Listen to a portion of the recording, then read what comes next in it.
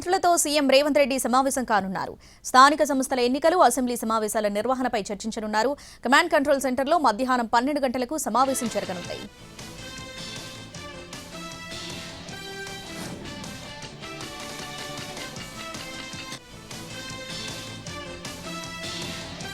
తెలంగాణలో ఇటీవల ముగిసిన పంచాయతీ ఎన్నికల్లో గెలిచిన అభ్యర్థులు నేడు నూతన సర్పంచులు, వార్డు సభ్యులు ప్రమాణ స్వీకారం చేయనున్నారు. ఇందుకోసం సంబంధిత అధికారులు ఏర్పాట్లు పూర్తి చేశారు. స్పెషల్ ఆఫీసర్లచే ప్రమాణ స్వీకారం జరగనున్నట్లు అధికారులు పేర్కొన్నారు.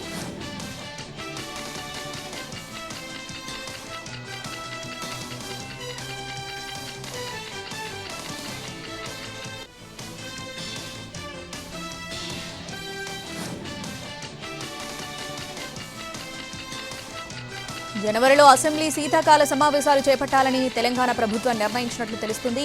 మొదటి వారంలో అసెంబ్లీ సమావేశాలు ప్రారంభించాలని యోచిస్తున్నట్లు సమాచారం. కృష్ణా జలాలపై కేసీఆర్ విమర్శలు చేయడంతో కావాలంటే జనవరి 2 నుంచి అసెంబ్లీ సమావేశాలు పెట్టి చర్చిద్దామా అని సీఎం రేవంత్ చిట్చాట్లో సవాల్ చేశారు.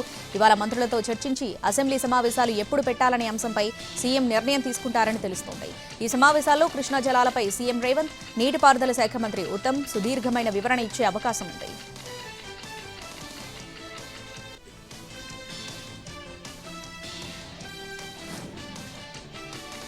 కేసీఆర్ అసెంబ్లీకి రావాలని రేవంత్ రెడ్డి అనేక సార్లు చెప్పారన్నారు టీపీసీసీ అధ్యక్షుడు మహేష్ కుమార్ గౌడ్.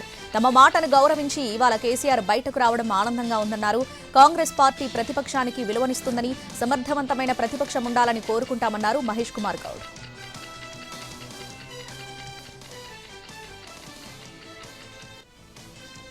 కేంద్ర మంత్రి బండి సంజయ్ సంచలన వ్యాఖ్యలు చేశారు. తాను గట్టిగా మాట్లాడుతాననే తనకు మంత్రి పదవి ఇచ్చారేమో అంటూనే కేంద్ర మంత్రి అయిన తర్వాత గొంతు కట్టేసినట్లుంటుందన్నారు. ఎంపీగా ఉంటే డాన్సులు వేయలేమన్నారు. ఓ మెడికల్ కాలేజీలో జరిగిన కార్యక్రమానికి హాజరైన బండి సంజయ్ చేసిన వ్యాఖ్యలు రాజకీయ వర్గాల్లో చర్చనీయాంశమయ్యాయి.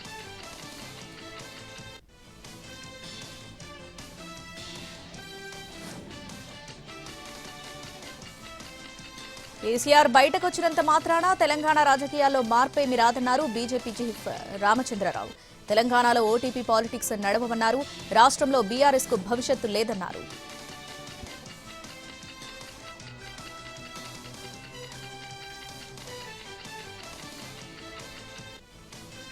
ఫోన్ ట్యాపింగ్ వ్యవహారంలో కొత్తగా ఏర్పాటైన సిట్ సమావేశం జరిగింది. ఇటీవల ఏర్పాటైన సిట్లోని అధికారులతో సిపి సజ్జనార్ భేటీ అయ్యారు. కమాండ్ కంట్రోల్ సెంటర్లో జరిగిన ఈ సమావేశంలో కేసుతో సంబంధమున్న ప్రతి ఒక్కరిని విచారించాలని నిర్ణయించారు. రాజకీయ నాయకులతో పాటు అధికారులను కూడా విచారించేందుకు సిట్ అధికారులు సిద్ధమవుతున్నారు. మరోవైపు కేసులో పూర్తిస్థాయి ఛార్జిషీట్కు ఏర్పాట్లు చేయాలని అధికారులను సజ్జనార్ ఆదేశించారు.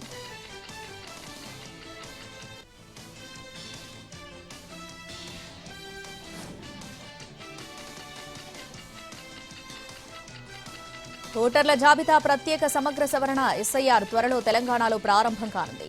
Chief election commissioner CEC Gyanesh Kumar ఈ విషయాన్ని స్పష్టం చేశారు. బీఎల్ఓలతో జరిగిన సమావేశంలో సిఈసి జ్ఞానేష్ కుమార్ ఈ కామెంట్స్ చేశారు. తెలంగాణలో ఎస్ఐఆర్ని విజయవంతం చేద్దామని పిలుపునిచ్చారు. తెలంగాణలో ఒక్కో బీఎల్ఓ కిందకు సగటున 930 మంది ఓటర్లున్నారన్నారు. ఇటీవలే కేరళ, తమిళనాడు, పశ్చిమ బెంగాల్, ఉత్తరప్రదేశ్లో ఎస్ఐఆర్ పూర్తయింది.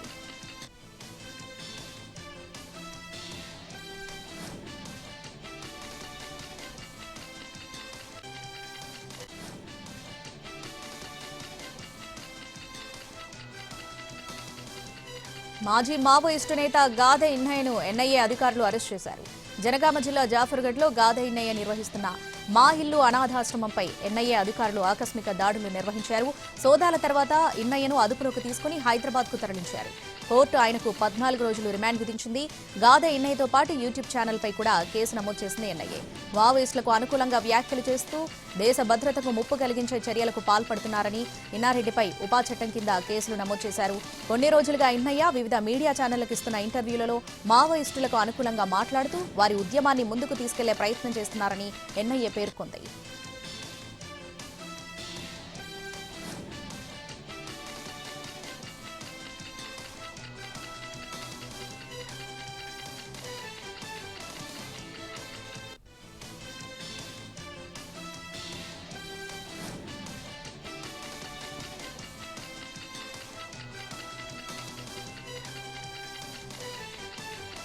మేడ్చల్లో జాన్ అకాడమీ రెసిడెన్షియల్ స్కూల్ విద్యార్థి కార్తిక్ మిస్సింగ్ మిస్టరీ వీడటం లేదు. 9వ తరగతి చదువుతున్న కార్తిక్ 8 రోజుల క్రితం స్కూల్ నుంచి బయటకెళ్లి అదృశ్యమయ్యాడు. బాలుడి కుటుంబ సభ్యుల ఫిర్యాదుతో మిస్సింగ్ కేసు నమోదు చేసిన పోలీసులు అనుమానిత ప్రాంతాల్లో వెతికినా ఫలితం లేకపోయింది. స్కూల్ ఆవరణలో చలిమంట వేసుకున్నాడన్న కారణంతో వార్డెన్ చితకబాదారని కుటుంబ సభ్యులు ఆరోపిస్తున్నారు. స్కూల్ నిర్వాహకులు అసలు విషయాన్ని దాచిపెడుతున్నారని ఆగ్రహం వ్యక్తం చేస్తున్నారు. పోలీసులు తమకు న్యాయం చేయాలంటూ వేడుకుంటున్నారు.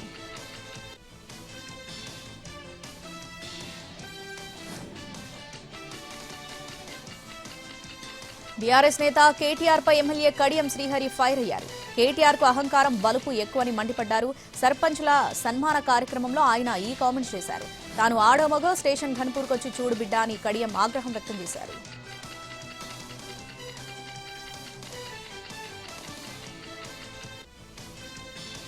హైదరాబాద్ నగర వేదికగా టాలీవుడ్ ప్రో లీగ్ అధికారికంగా ప్రారంభమైంది.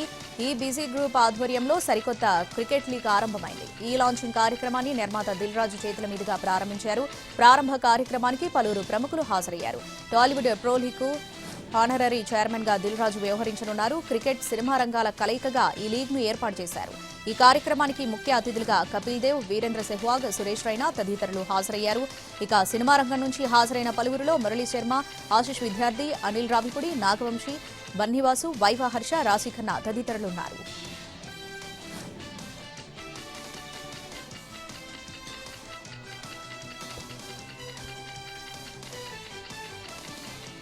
మహాత్మాగాంధీ జాతీయ గ్రామీణ ఉపాధి హామీ పథకం పేరు మార్చడాన్ని నిరసిస్తూ తెలంగాణ వ్యాప్తంగా కాంగ్రెస్ నిరసనలకు దిగింది. గాంధీ విగ్రహాలకు పూలమాల వేసి నివాళులర్పిస్తున్నారు. ఉమ్మడి వరంగల్, ఉమ్మడి ఆదిలాబాద్ జిల్లాలో ర్యాలీలు నిర్వహించారు. రోడ్లపై ధర్నాలు చేశారు. నిజామాబాద్ జిల్లా బోధన్లో ఇటీవల జరిగిన దొంగతనం కేసులో పోలీసుల దర్యాప్తు కొనసాగుతుంది. ఇటీవల 2 గోల్డ్ షాపుల్లో చోరీలు చేశారు 4 దుండగులు. షాపుల్లో ఉన్న 34 తులాల బంగారు ఆభరణాలు, 16 కిలోల వెండి, 1,00,000 నగదు ఎత్తుకెళ్లారు. పోలీసులు సీసీ కెమెరాల ఆధారంగా విచారణ చేస్తున్నారు. దుండగుల ముఖాలకు మాస్కులు, చేతులకు గ్లౌజులు ధరించడంపై లోతుగా విచారణ చేస్తున్నారు.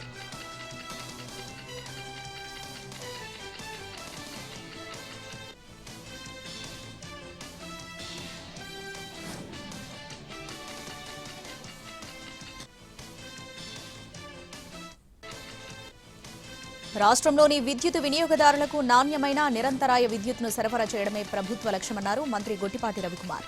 ఇంధన పరిరక్షణ వారోత్సవాల సందర్భంగా తిరుపతిలోని ఏపీఎస్బీడీసీఎల్ ఏర్పాటు చేసిన సైన్స్ ఎగ్జిబిషన్ను సందర్శించారు మంత్రి.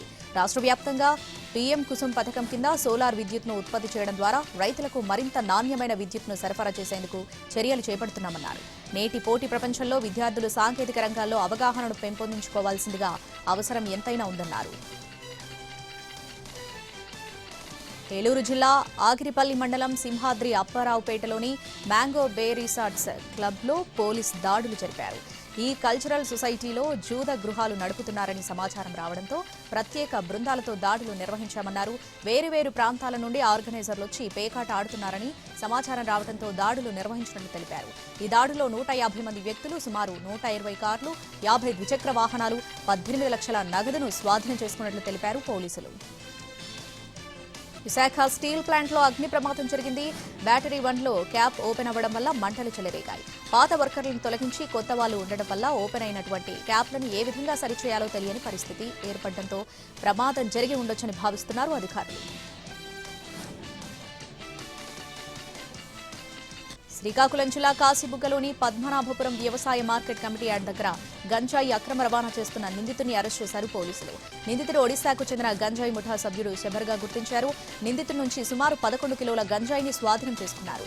బరంపురం నుంచి పలాస మీదుగా కర్ణాటకలోని వేలూరుకు గంజాయి రవాణా చేస్తున్న క్రమంలో పద్మనాభపురం వ్యవసాయ మార్కెట్ కమిటీ యార్డ్ దగ్గర పట్టుకున్నట్లు తెలిపారు.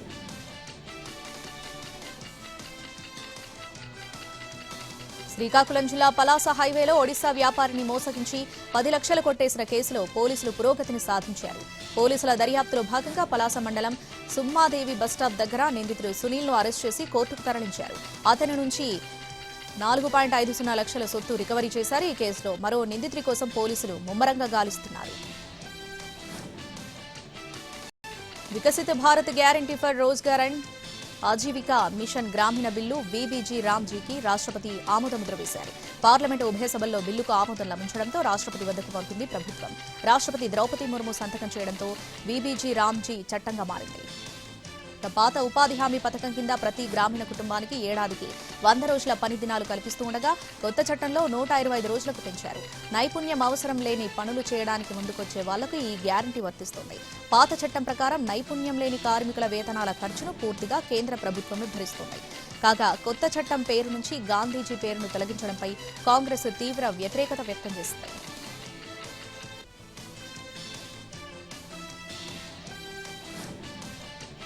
టికెట్ ధరలను సవరించింది భారతీయ రైల్వే శాఖ. 215 కిలోమీటర్ల కంటే ఎక్కువ దూరం ప్రయాణించే వారికి ఆర్డినరీ క్లాసుల్లో కిలోమీటర్కు 1 పైసా పెంచింది. అలాగే mail, express, non AC, AC తరగతులకు కిలోమీటర్కు 2 పైసల చొప్పున ఛార్జీలు పెంచింది. నాన్ ఏసీ ట్రైన్లో 500 కిలోమీటర్ల దూరం ప్రయాణించే వారు అదనంగా 10 రూపాయలు చెల్లించాల్సి ఉంటుంది.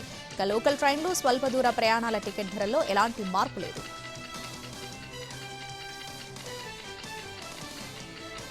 జమ్మూ కాశ్మీర్ పూంచ్ సెక్టార్లో దట్టంగా మంచు కురుస్తుంది. ఎటు చూసినా తెల్లటి తివాచీ పరిచినట్టు కనిపిస్తుంది. మంచు కారణంగా మొఘల్ రోడ్డును తాత్కాలికంగా మూసివేశారు అధికారులు. రోడ్డుపై పేరుకుపోయిన మంచును తొలగించే పనులు కొనసాగుతున్నాయి.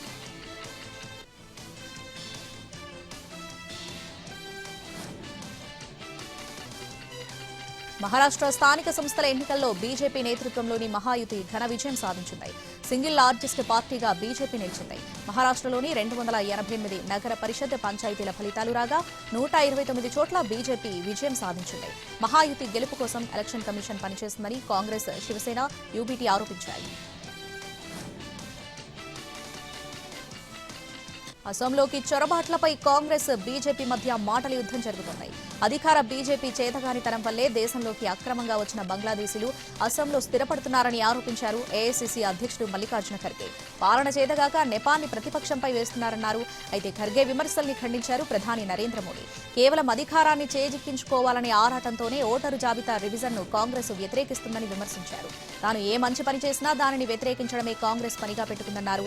అసోం ప్రజల అస్తిత్వం, గౌరవం, భూమిని కాపాడటమే లక్ష్యంగా బీజేపీ పనిచేస్తుందన్నారు ప్రధాని మోడీ. అసోం దిబ్రూగఢ్ జిల్లా నమ్రూప్ వద్ద 10,601 కోట్ల వ్యయంతో ఏర్పాటు చేసిన ఎరువుల కర్మాగారాన్ని ప్రారంభించారు ప్రధాని మోడీ. కేరళ ప్రభుత్వానికి హైకోర్టు షాక్ ఇచ్చింది. శబరిమల గ్రీన్ఫీల్డ్ ఎయిర్పోర్ట్ భూసేకరణ నోటిఫికేషన్ రద్దు చేసింది. ఎయిర్పోర్ట్ భూసేకరణ రద్దు కోరుతూ గోస్పెల్ ఆసియా అనే సంస్థ కోర్టులో పిటిషన్ వేసింది. తాజాగా దానిని విచారించిన కోర్టు ఆ నోటిఫికేషన్ రద్దు చేస్తూ ఆదేశాలు జారీ చేసింది. కేరళ ఎరుమెలిలో నిర్మించబోయే గ్రీన్ఫీల్డ్ ఎయిర్పోర్ట్ కోసం 2,570 ఎకరాల భూమి సేకరణ జరపాలని ప్రభుత్వం నిర్ణయించింది.